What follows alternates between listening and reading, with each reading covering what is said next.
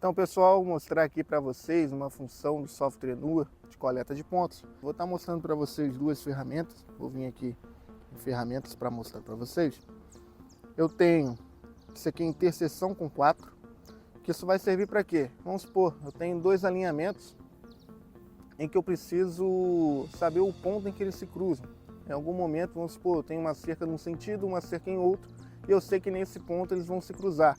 Só que às vezes aquele ponto ali não tá marcado, a cerca não continua, ou até um ponto inacessível, eu consigo calcular a coordenada desse ponto utilizando essa ferramenta.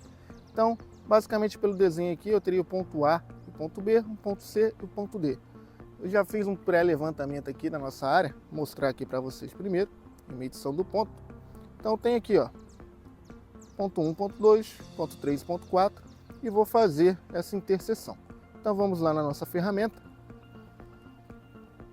interseção com 4, vou selecionar o ponto A como sendo meu ponto 1, ponto B sendo meu ponto 2, ponto C o meu ponto 3, ponto D o meu ponto 4.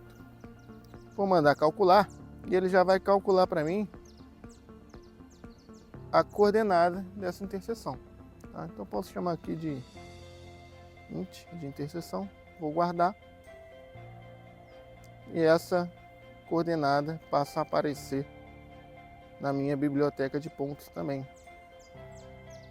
Para eu poder fazer a alocação, se for o caso, ou simplesmente saber a coordenada do ponto. Tá? Então vou mostrar aqui para vocês a medição do ponto. Ele criou esse ponto de interseção aqui.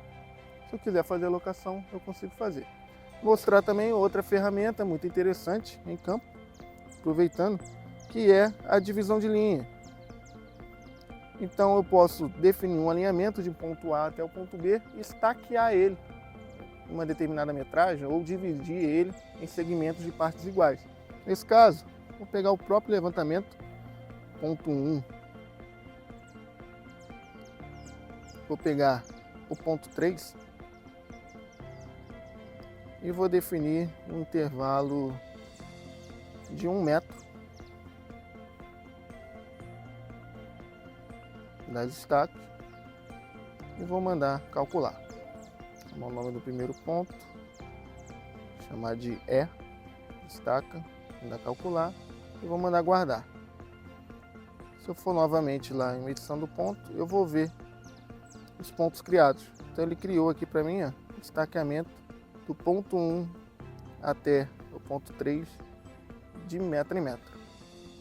Então isso aí é muito útil aí em campo, se for fazer um destacamento, colocar uma estaca, marcar um piquete, a gente consegue fazer direto pela controladora, sem precisar ir para o escritório, fazer o processamento, desenhar no AutoCAD. Em campo a gente já resolve o nosso problema.